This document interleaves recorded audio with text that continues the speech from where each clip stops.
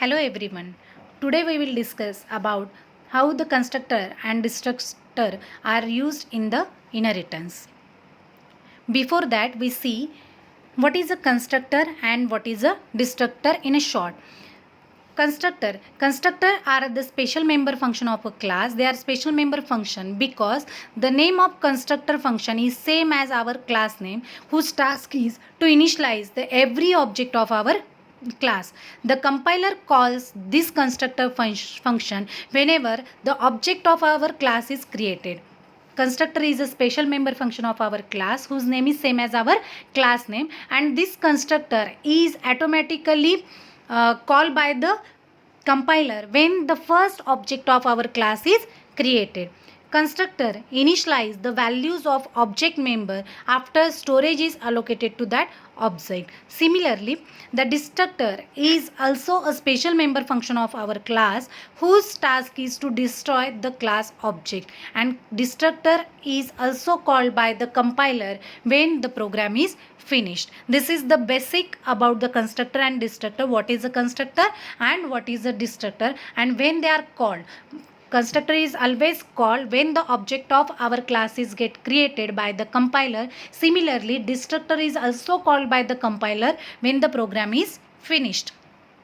Now, there are two major questions that arise relative to the constructor and destructor when they are involved in the inheritance. The first thing is that when the base class and derived class constructor as well as destructor is called. And second, how can parameters be passed to the base class constructor? Now the first question says that when the base class constructor as well as destructor is called, as well as when the derived class constructor and destructor is called.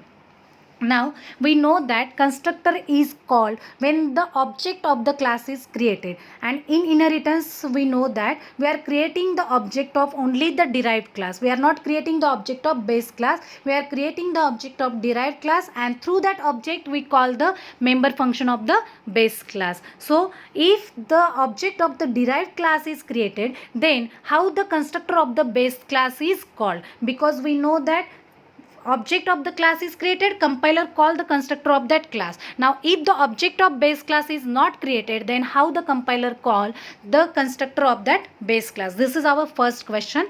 And second, we are passing parameters through the to the constructor through the object. Now the object of derived class is created, so we can pass easily the parameters to the derived class constructor. Then how to pass the parameters to the base class constructor? Again the question is that we are not creating the object of the base class, then how we will pass the parameters to the base class constructor? These are basically two major questions which are involved or which are relative to the constructor and destructor when they are involved in the inheritance. Now next is when the constructor and destructors are executed. It is possible for a base class as well as derived class or both to constructor and destructor. That means both class can have their own constructor and their own destructor. It is important to understand the order in which these functions are executed when the object of a derived class come into existence and when it goes out of existence. That means we need to understand when the base class constructor is called, when the derived class constructor is called, and in which order they have called, whether the derived class constructor is first called or whether the derived class base class constructor first is called. Similarly for the destructor, whether the destructor of the base class first called or whether the destructor of the derived class first called. We need to understand this concept and we see it with the help of some sample program. Here I show you a sample program for the uses of constructor and destructor in a inheritance. Here I am taking one base class and one derived class. In one base class with a name base who has a constructor function and destructor function. Constructor function which name is same as our class name, that is called as a constructor function which displaying constructing the base. Similarly we are using the destructor whose name is same as the class name. Now there is a difference in a constructor and destructor. Both have the same name as a class name, only the difference that the destructor function is always preceded with a tilde character. This is the difference between constructor and destructor function. Now this destructor function display the message destructing the base. Now we have a derived class which inherit our base class publicly with a two two member function, that is a one is a constructor whose name is same as our derived class name, who is displaying the message constructing derived, and derived destructor function who displays the message destructing derived. Now inside the main we are creating the object of derived class. We are just creating the object of derived class. As soon as we create the object, the compiler calls the constructor function of the class. Now here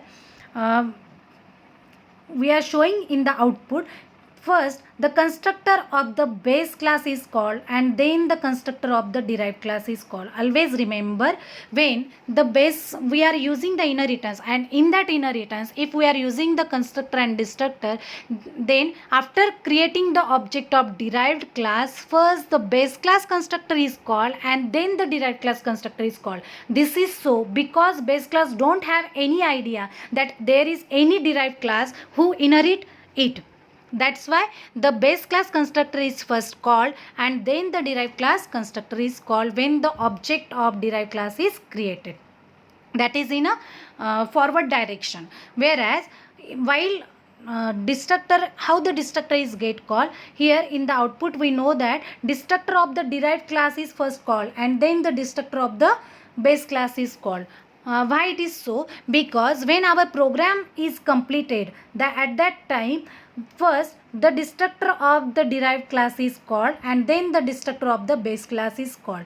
Who is created? That is the object of derived class is created. So it destroy the object of that derived class. That's why it first called the destructor of the derived class and then it called the destructor of the base class. In this way the destruction function execute. That means the constructor function always executed in a forward direction, that means first base and then derived, whereas the destructor function always called in a reverse direction, that means first derived and then base, as shown in the output.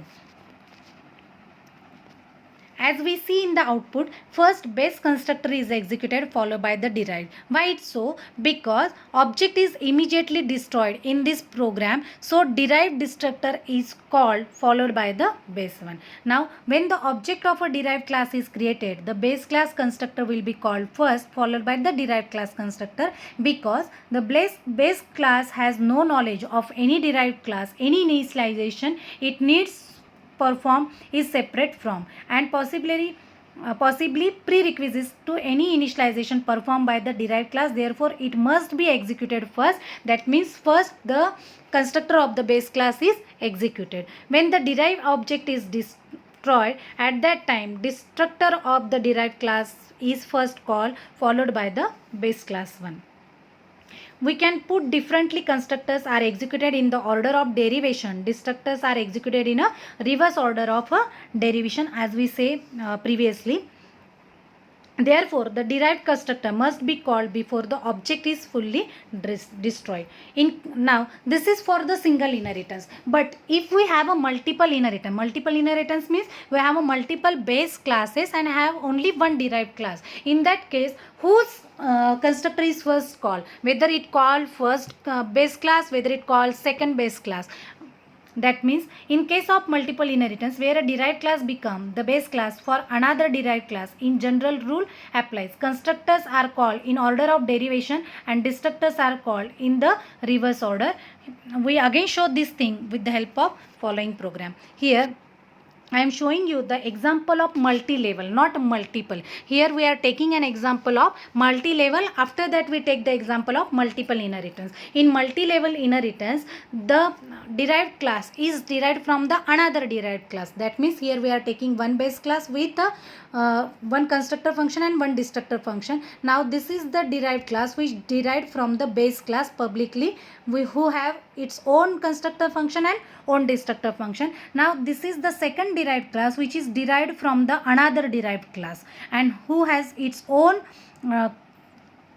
constructor function and destructor function. Now in the main we are creating the object of second derived class. So while derived class, so when the constructor is executed, in this case also the constructor of the first is executed of the base class, then it is executed of the derived class, because this derived class is the base class for this derived too. Hence, firstly it called the constructor of the base class, then it called the constructor of the derived class, then it called the constructor of the derived too. And when the program is over, at that time it calls the destructor in a reverse direction. That means it first calls the destructor of the derived 2, then it calls the destructor of the derived 1, and then it calls the destructor of the base. That means in a multi-level also it always execute the constructor of the base classes, even though the second derived class is derived from the another derived class, but this derived class is the base for this derived one. So the constructor of this derived class is executed first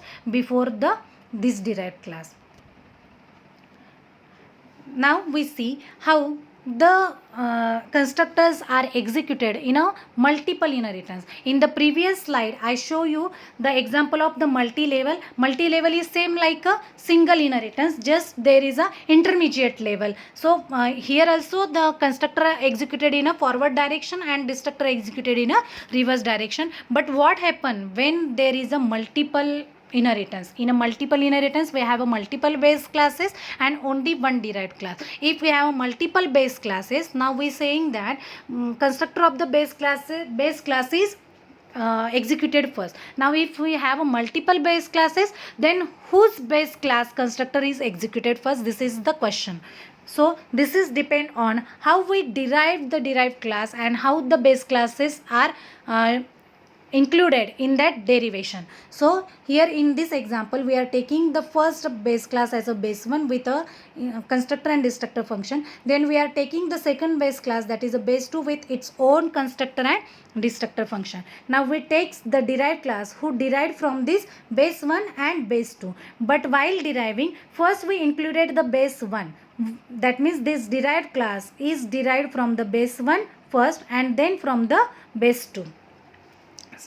Again this derived class has its own constructor function and its own destructor function. So inside the main, when we create the object of the derived class, first the constructor of the base 1 is called. Why the first constructor of the base 1 is called? Why it is not called the base 2? Because in this writing of the derived class, first we included the base 1. That means derived is first inherited from the base 1. That's why it called the constructor of the base 1 and then it called the constructor of the base 2 and then it called the constructor of the derived one. Similar, while calling the destructor, it call the destructor of the derived first, then base 2 and then base 1. Here we are showing it in our example that it call constructor of the base 1, then base 2 and then derived. Similarly, while destructing, it destruct the derived first, then base 2 and then base 1. Even though we have a multiple base classes, in which way we are inheriting that base classes for the derived class, in that manner only our constructor and destructor functions are executed. Now the second question, we know now how to use or how the constructor and destructor functions are called in the inheritance, in the different types of inheritance. Now our second question is that how to pass the parameter to the base class constructor, because we know that we can pass values to the constructor function through the object, and if we are creating the object of the derived class, so it is easy to pass values to the constructor of the derived class. Now the object of the base class is not created, then how we can pass the values to the base class constructor? Here we see how to pass value to the base class constructor or parameter to the base class constructor. Now the answer is to use an expanded form of the derived class constructor declaration that passes along the arguments to one or more base class constructor. This is the general syntax for passing parameters to the base class constructor. Now when we write the constructor for the derived function with the argument list, that is which values are passed from the main to this constructor function, from this argument list we can pass value to the different base classes. Here the base 1 through base n are the names of the base classes through which this derived classes get inherited. Colons separate the, now here the colon separate the base class name from the derived class name, and these comma are used to separate different base classes which are included here. We show how to pass the parameter to the base class constructor through one program. Now here I am showing you one example how to pass parameter to the base class constructor in a single inheritance. Here we are taking one base class, that is a class base, with a constructor function to whom we are passing the value from the main. Okay, so whatever the value that is passed from the main, that is used to initialize our protected data member, that is a I, and we are using the destructor function. Now we are deriving the derived class from this base class, this derived class. Now in this derived class we are passing the parameters to the base class. That means to pass parameters to the base class we take help of the derived class constructor. It is a derived class constructor which take two value, one for himself and the second value is passed to the base class constructor. Always remember that when we pass parameters to the derived class constructor, the first or whatever the value you want to use for the derived class constructor, that first values are assigned to the derived class constructor data member, and then remaining values are passed to the remaining base classes. Here we are using only two values, so first value is used for the assigning data members of the derived class, whereas the second value is passed to the base class constructor, which is used to initialize the value of the data members of the base class. In this way we can pass the parameters to the base class constructor. Now when the object of the derived class is created, at that time we are passing the values to the constructor. Here we are passing two values, 3 and 4. So this 3 value is used for the derived constructor, whereas this 4 value, that is a 3 is a x and 4 is y. So this y is passed to the base class constructor, which is used for initializing the I. Here we are showing the output I and j. I is nothing but the value of our base class constructor, which is 4, and j is the value of our derived class constructor, which is 3. Hence the output is 4 and 3. In this way, always remember this syntax for passing the values to the base class constructor. We pass in the base class constructor the values in the single inheritance, but what happen if multiple base classes are there, that is if we are using the multiple inheritance, that is a multiple base classes are there, then how we will pass the parameters to the base class constructor? We see it with the help of program. Again here we have a one base class, that is a base 1, another base class, that is a base 2, and we derived the derived class from this base 1 and base 2. Now here we inherit the base 1 first and then base 2. So whenever we pass the value through the derived constructor, first values are reserved for the derived constructor, then remaining values are passed in any order to the base class constructor. Here we have a 3 values, integer x, y, z. This integer x, this is used for initializing the data members of derived class. Whereas integer y, this is passed to the base 1, whereas integer z, this is passed to the base 2. You can pass in any order. You can pass integer y to the base 2, you can pass integer z to the base 1. In any way, how the value you need to pass to the base constructor, you can pass the remaining values to the base class constructor.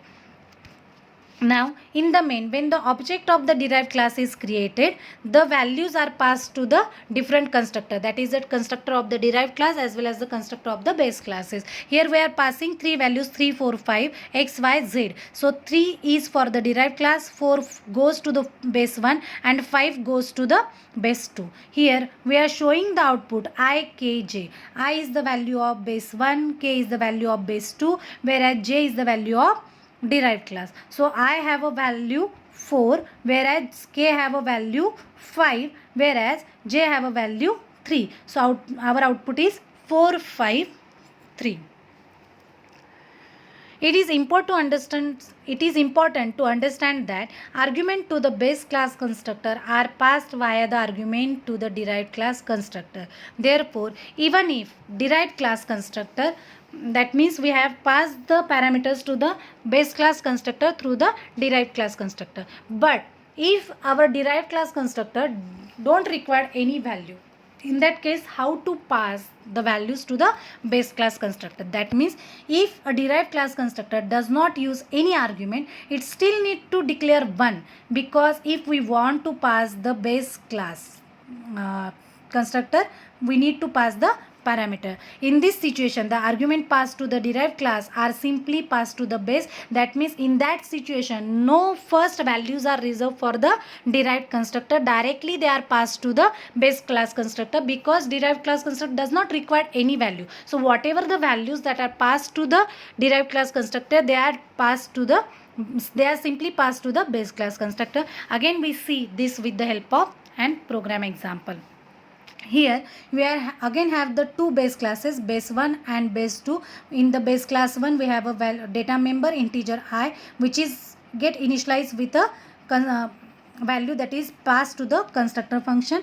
In the second base class, we again have a one data member k, which is initialized whatever the parameter passed to the constructor function. Now in the derived class, we don't have any data members. That is, we don't require any value for initializing our data members. We don't have a data member, so there is no necessity to initialize that value with whatever the value passed from the main. So here we are passing whatever the values passed to the derived class constructor, we have passed that values to the base class 1 and base class 2. Here no value is reserved for the derived constructor. So here in the main, when the object of the derived class constructor is created, when the object of derived class is created, two values are passed, that is a x and y, 3 and 4. So 3 is passed to the base 1 and 4 is passed to the base 2. Hence it displays the output 3, 4 as shown in the function. We first displaying the value of the base 1, that is I, and then we displaying the value of base 2, that is a k. So it displays the output 3, 4. So it is possible, even though derived class constructor doesn't require any value, we can pass the parameters to the base class constructor with the help of derived class constructor. Derived class constructor, whatever the value passed to the derived constructor, it simply pass that values to the base class constructor. I hope this session will be helpful for you to understand how the constructor and destructor are used in the inheritance, they are called in which manner, and how the parameters are passed to these functions to the base class constructor through the derived class constructor. In the next session, we see what is the virtual base class. Thank you.